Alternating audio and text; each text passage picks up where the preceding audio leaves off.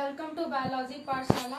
आज की पाठशाला में जितने अब म्यूटेशन बचे हैं उसकी बात करेंगे, साथ ही साथ इनका क्या असर है उसकी बात करेंगे और जो मोस्ट इम्पोर्टेंट है इंड्यूस म्यूटेशन की बात करेंगे। लेकिन पाठशाला को स्टार्ट करने से पहले हम बच्चों को मोटिवेशन मैसेज देते हैं और आज का मोटिवेशन मैसेज कुछ इस तरीके से है। बच्चों, आप लोग हमेशा मोटिवेशनल बुकों को पढ़ा करिए। उसको पढ़ने से हमें नई नई चीजें जानने को मिलती हैं और साथ ही साथ हमें कुछ ऐसी सीख मिलती है जो हमें जीवन में आगे बढ़ने के लिए प्रेरित करती है।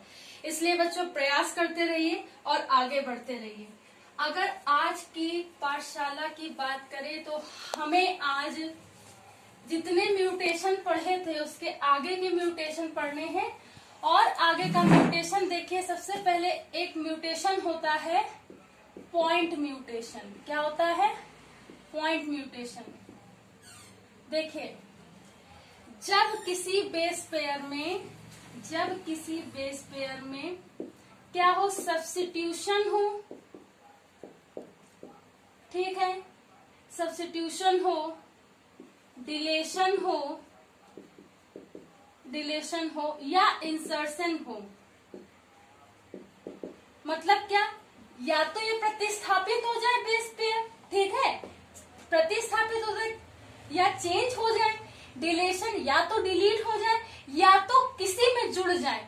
अगर ये प्रोसेस होते हैं तो वो म्यूटेशन कहलाता है पॉइंट म्यूटेशन। उसके बाद अगर हम बात करें क्रॉस म्यूटेशन की, किसकी बात करें? क्रॉस म्यूटेशन की। क्रॉस म्यूटेशन क्या होता है? ऐसा म्यूटेशन जिसमें कई सारे बेस पेयर, ऐसा म्यूटेशन जिसमें कई सारे बेस पेयर या एक पूरा जीन, ठीक है, जुड़े, उसे क्या बोलते हैं? क्रॉस म्यूटेशन बोलते हैं। क्या होता है? कई सारे बेस पेयर या पूरा सेट ऑफ जीन अगर जुड़ता है तो उसे क्या बोलते हैं? क्रॉस म्यूटेशन बोलते हैं। ठीक, तो अब आगे बात करते हैं।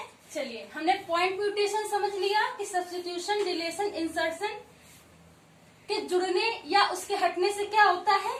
पॉइंट म्यूटेशन होता है। ठीक, अब उसके बाद हम लोग बात करेंगे, बहुत नाम सुना होगा आप लोगों ने इसका, फ्रेम शिफ्ट म्यूटेशन। अगर हम इसको बहुत ज्यादा बेसिक टर्मिनोलॉजी पे आए, अब हम क्यों इतना फोर्स करते हैं बेसिक टर्मिनोलॉजी पे? बेसिक टर्मिनोलॉजी से काफी सारी चीजें हमें पता चल जाती है। हम बार बार यही बताते हैं, science is systematic body of knowledge. यानी यहाँ पे अगर कोई चीज है तो उसका फंडामेंटल फैक्ट लिटरली मीन है।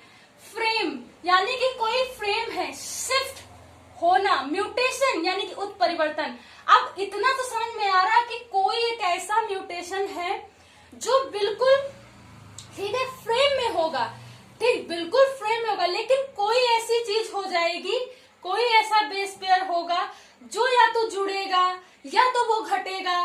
तो उससे क्या होगा? कुछ उसमें उसके जेनेटिक सीक्वेंस में या डीएनए सीक्वेंस में क्या होगा, या उसके कोडान में कुछ परिवर्तन होगा। जब उसके कोडॉन्स में परिवर्तन होगा तो प्रोटीन सिंथेसिस के प्रोसेस क्या होगा? प्रभावित होगा, और प्रभावित होगा तो इस प्रकार का जो फ्रेम होता है, जो फोटोसिंथेसिस के लिए, प्रोटीन सिंथेसिस के लिए होता है, उसका क्या होता है? फ्रेम एक्यूरेट नहीं हो पाता, इरेगुलर शेप में हो जाता है, इसलिए इसे फ्रेम शिफ्ट म्यूटेशन कहते हैं। तो देखिए कैसे फ्रेम शिफ्ट म्यूटेशन में क्या होता है, कोई भी जो बेस पेयर होता है, ठीक, उसमें क्या होगा? या तो इंसर्शन होगा, निवेशन जिसे बोलते हैं, यानी कि जुड़ना, सीधी सी बात है, ठीक है, इंसर्शन होगा या डेलीशन होगा, या तो क्या होगा? हटना, ठीक, या गायब हो जाना, हट जाना, डिलीट हो जाना। तो ऐसा म्यूटेशन जिसमें बेस पेयर का इंसर्शन या डिलीशन होता है, इस टाइप के म्यूटेशन को फ्रेम शिफ्ट म्यूटेशन कहते हैं, क्योंकि ये प्रोटीन सिंथेसिस के प्रोसेस में जो कोडॉन्स तैयार होते हैं, ठीक है, उनका जो पर्टिकुलर फ्रेम होता है, ठीक, इनके जुड़ने या घटने से जाता है, वो फ्रेम क्या हो जाता है, शिफ्ट हो जाता है, जिससे प्रोटीन सिंथेसिस का प्रोसेस नहीं हो पाता है या इरेगुलर शेप में होता है, और इस प्रकार का म्यूटेशन बेसिकली नॉन स्टेबल होता है, इसलिए इसे फ्रेम शिफ्ट म्यूटेशन कहते हैं। ठीक, आगे बढ़ते हैं। चलिए अब बात करते हैं हेरिडिटी म्यूटेशन की।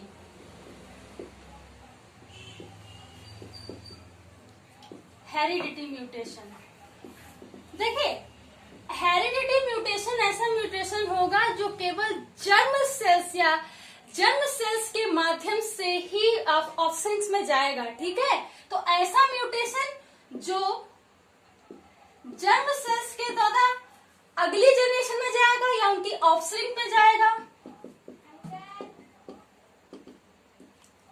ऑफस्प्रिंग्स में जाएगा या जनरेशन में उनकी जाएगा। ठीक है, उस म्यूटेशन को क्या बोलते हैं, हेरिडिटी म्यूटेशन बोलते हैं। क्या बोलते हैं, हेरिडिटी म्यूटेशन बोलते हैं। ठीक, ये इसी प्रकार का म्यूटेशन जो होता है बेटा, वो क्या होता है, वंशागत होता है। हेरिडिटी का मतलब ही क्या होता है, वंशागत। तो ये क्या होता है, इनहेरिटेंस होता है, वंशागत होगा। ठीक है, कैसा होता है, वंशागत होता है। आपने देखा होगा आजकल के जितने म्यूटेशन की जो कल्पना की जा रही है, अमेरिका के साइंटिस्ट ने अभी एक प्रेडिक्शन किया हुआ है, अभी नहीं मतलब उनकी कल्पना है कि आज से कई साल बाद ये क्या होगा कि जो ह्यूमन होगा उसमें कई सारे परिवर्तन होंगे, और वो क्यों होंगे, ड्यू टू म्यूटेशन होंगे। क्या कि उनकी डिजिट्स में कुछ परिवर्तन आएंगे, ठीक, उनके माउथ में कुछ परिवर्तन आएंगे, ठीक, उनकी क्रेनियल कैविटी में कुछ परिवर्तन आएंगे। ठीक है, तो और उनके बेसिकली क्रेनियल कैविटी कहते हैं हेड में भी परिवर्तन होगा। तो इस तरीके से परिवर्तन जो होते हैं वो बेसिकली हेरिडिटी म्यूटेशन के थ्रू होते हैं और ये वंशागत होते हैं। ठीक, उसके बाद अगर हम बात करें तो हेरिडिटी के म्यूटेशन में वैसे आंखों का बदलना, बालों का कलर, ठीक है, ये भी आता है। ठीक, अगर बात करें सोमैटिक म्यूटेशन की,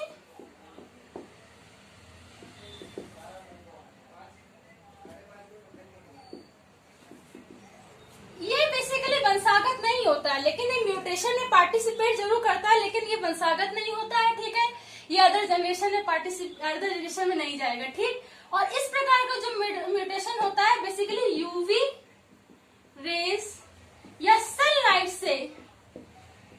से होता है, और ये जो म्यूटेशन होता है ये सभी सेल्स में नहीं होगा, पर्टिकुलर किसी एक सोमैटिक सेल्स में या किसी पर्टिकुलर किसी एक क्या कहते हैं ऑर्गन उसकी सेल्स में होता है। तो पर्टिकुलरली सेल्स में ये होता है। ठीक, और ये वंशागत नहीं होता है। ठीक, नॉन हेरिडिटेबल है, ठीक है, तो नॉन हेरिडिटेबल होता है। ठीक, तो इस तरीके से सोमैटिक म्यूटेशन होता है, यूवी रेस से होगा। ठीक है, सनलाइट में होती है यूवी रेस, पर्टिकुलरली सेल्स में होगा। ठीक है, तो हो सकता हो कुछ ऐसे म्यूटेशंस हो, कुछ ऐसे हो सकता है उसमें कुछ ऐसे डिसऑर्डर हो जो बेसिकली स्किन से रिलेटेड हो, या ऐसी कोई जेनेटिक डिसऑर्डर या डिसीज हो सकती है। ठीक है, अगर हम आगे बात करें, ठीक है, सोमैटिक म्यूटेशन के बाद हम लोग इंड्यूस म्यूटेशन में आएंगे।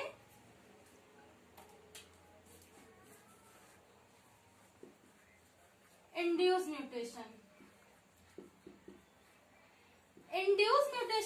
Basically radio active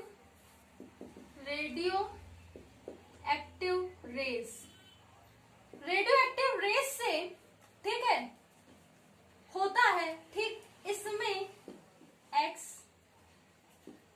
Y, alpha, gamma, ठीक, कई सारी रेज आती हैं जिससे कि म्यूटेशन इस प्रकार का होता है। ये इतना इसलिए इफेक्टिव होता है इंड्यूस म्यूटेशन, क्योंकि इंड्यूस म्यूटेशन आजकल जितने भी रेडियो एक्टिव एलिमेंट्स हैं उनसे आइटम बम्स वगैरह बनते हैं। हाइड्रोजन जो होता है उससे, उसके सारे सम्मिश्रण से क्या होता है कि जो आइटम बम्स बनते हैं। ठीक, तो आपने देखा होगा कि बहुत सारे जो आपने देखा होगा कि जो अमेरिका ने जापान पर जब हिरोशिमा नागासाकी पर बम गिराए थे, तो उसका इफेक्ट आज क्यों है? That is the induce mutation. क्यों? क्योंकि आज भी उससे निकलने वाली जो रेज है इतनी इफेक्टिव होती है कि उससे कहीं ना कहीं वो म्यूटेशन, वो genetic disorder one generation to other generation क्या हो रहा है, ट्रांसफॉर्म हो रहा है, और वो आज भी इफेक्टिव है। इसलिए इंड्यूस म्यूटेशन बहुत ज्यादा इफेक्टिव होता है। ठीक ठीक, बात समझ में आ गई? तो और इसमें क्या होता है, जैसे भोपाल ट्रेजिडी आपने देखी होगी, गैस ट्रेजिडी के बारे में।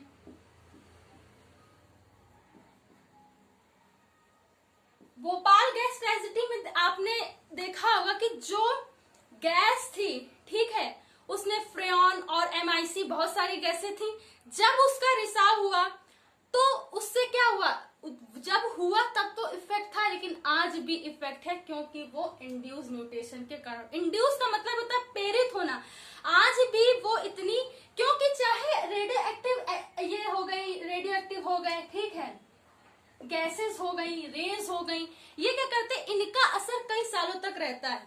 ठीक, ये केमिकल से रिलेटेड होते हैं, केमिकल म्यूटेंट्स होते हैं, म्यूटेजेंस होते हैं, और ये chemical mutagens it's are very effective. ठीक, बहुत ज्यादा इफेक्टिव होते हैं, और ये कई साल तक नहीं, कईयों साल तक इफेक्टिव होते हैं।